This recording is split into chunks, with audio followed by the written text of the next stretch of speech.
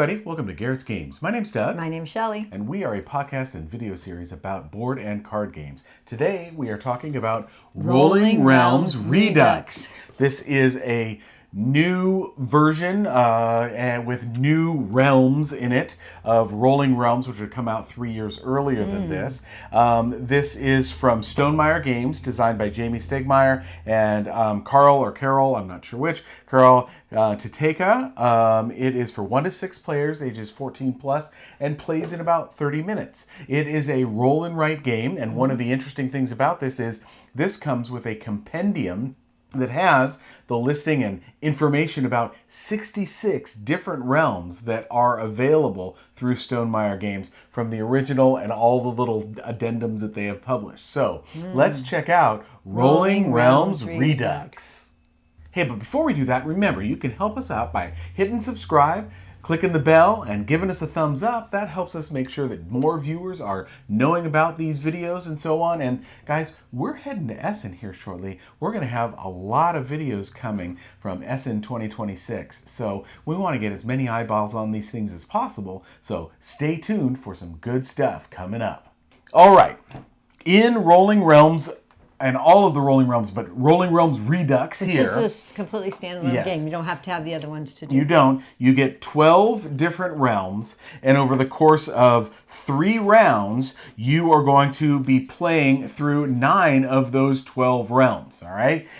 But you can add any of the realms that have come before and mix and match as you see fit, okay? It is a roll and write where the dice get rolled every single round, and you're going to be writing here in your, everybody has one of these, and you're going to be writing the 2 values for the turn. There are 9 turns in a round and then 3 rounds, so 27 total turns in the game, all right? Along with that, you get a second card that has the 3 different resources that are in the game, and you've got pumpkins, hearts, and coins, all right? Along the left side here, it tells you how, during the game, you can spend these different items.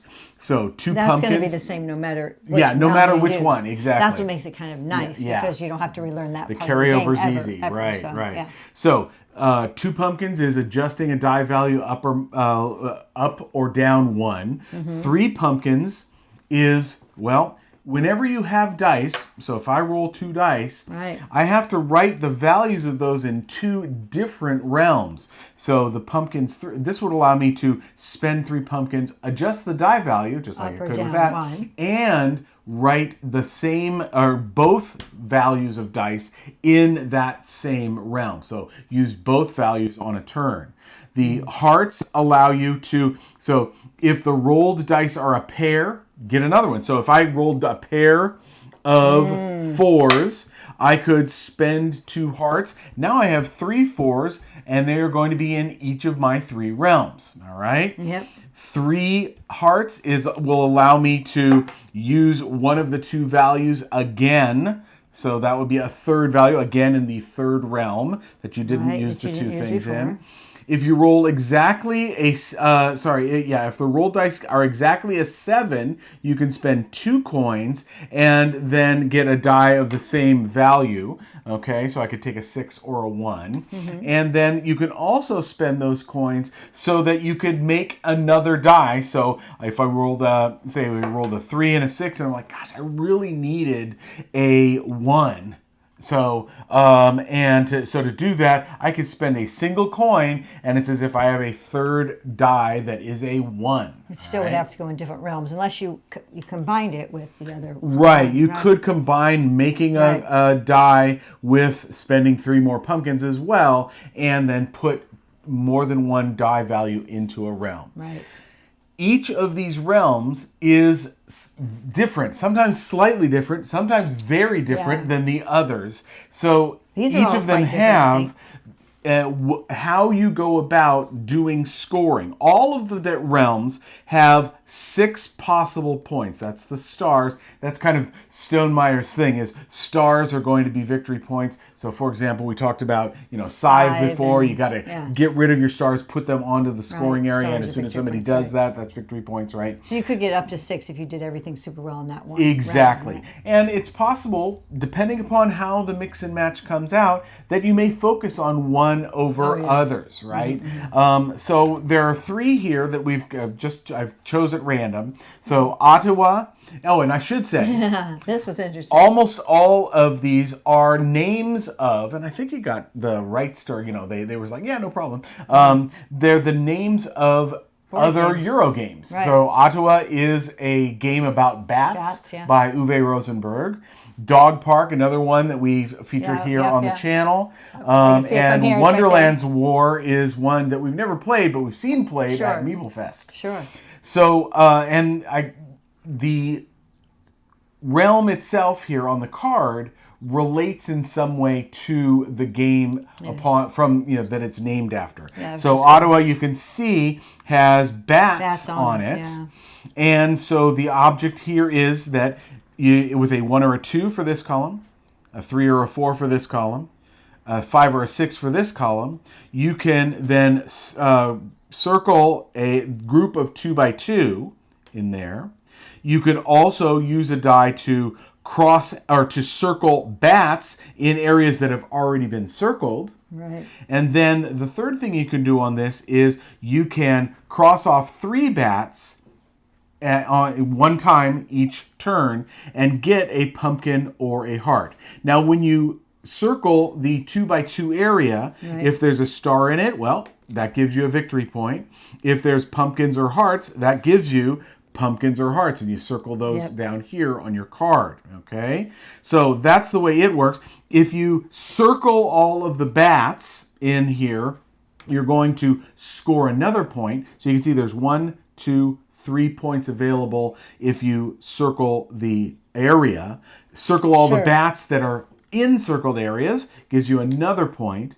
And if you then were to cross out all of the bats as well, that's 2 more points. So there's your 6 points for Ottawa. And it's important to know all of these things kind of going in, but the nice thing is you only have 3 to remember in any particular round. Right, that's true. Yeah. So since Shelley, and me too, I like dogs. Oh, yeah. But Shelley's a huge dog lover. She's going to talk about Dog Park here. Yeah. All right, on this board, your goal is to, you have some goals. You could try to get a roll of 1 or 1, 2, 3 to get a coin or a heart or a pumpkin or a heart.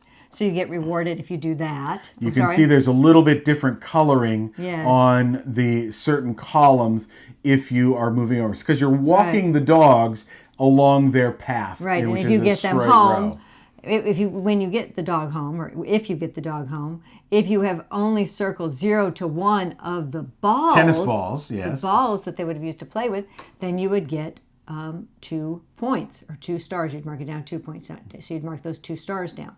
Or if you were able to get just 2 balls circled, you would get 1 point. Right. But there's no point in trying to go all the way if you have a... Right. Yeah. So I mean, sometimes you're gonna if you you want to either get to the resources that you can generate, but getting a couple of these across with only 0 or 1 of the balls is a big thing. Right. But so if you're stopping, you're wanting to probably stop on one of these places to get the rewards. Right? Yes, exactly. And notice you can go over to get to it too. Right. And notice that in some spots it's a dog bone. Those don't count against you in terms of the scoring. Right, that's true. So stopping on those is really nice is a good thing. Yeah, yes. those are really nice too. And then the final one here, Wonderland Wars. You are going to go into this battleground, and you are going to be looking at putting numbers in 2 of the circles anywhere you want, and when it hits the 4th, 5th, 7th, 8th, and 9th turn, if you have 1, in other words, your value is equal to or greater than whatever the dice value combined in that round is, or in that turn, I should say, then you are going to score the stars. So they're all different. Yeah, all of them are completely different. But you have to use these up. Right.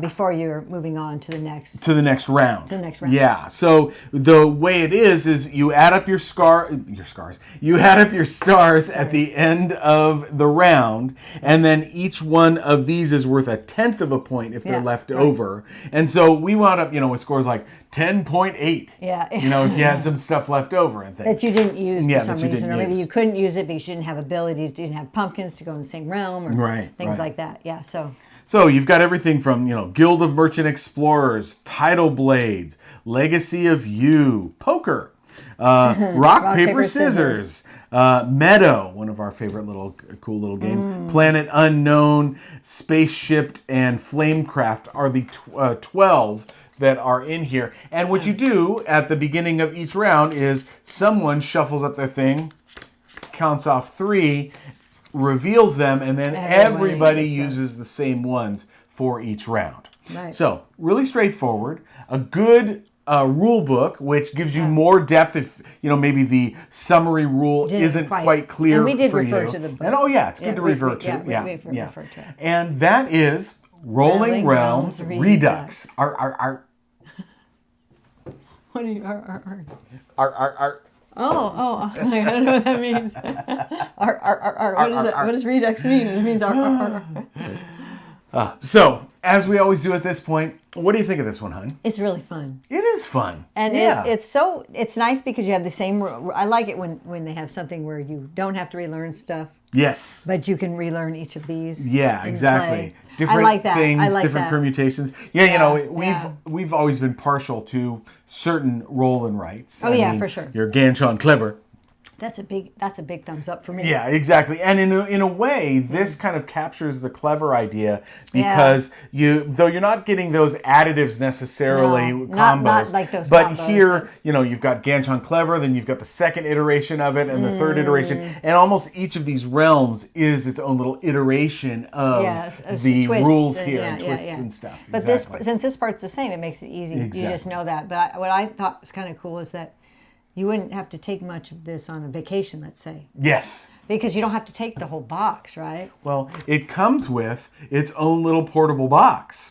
And all 6 players worth of cards fit in this box instead of the big box. Huge box, right? yeah. And you could put 2 little dice and you don't have to carry these. Right, you don't have to carry the chunky dice. And you could also add in realms that you like from the other games, which I have not played, but I would like to have. Now we want to do that. Yeah, we exactly. definitely want to do that. Right. But yeah, this was a lot of fun. So for sure. So again, that's Rolling Realms Redux. Sorry. What was that again? Rolling Realms Redux. From Jamey Stegmaier and Karel Titeca. It is 1 to 6 players, ages 14 plus, 30 minutes. Stonemaier Games. Really solid. Now, remember, guys, subscribe. Give us a thumbs up. Hit that bell so we get some feedback about the videos that we're making. Along with that, we have our audio podcast that drops every Sunday. And you can support us directly by going to patreon.com/GarrettsGames. Or if you're interested in getting some games on your table, we have an extensive list. Click on that link down in the show notes of games that no longer fit on our shelves, but belong on your table. So we'd love to send some games your way, and it's a great way to support the podcast. We hope you're doing well. Take care. We'll see you. Bye. Bye.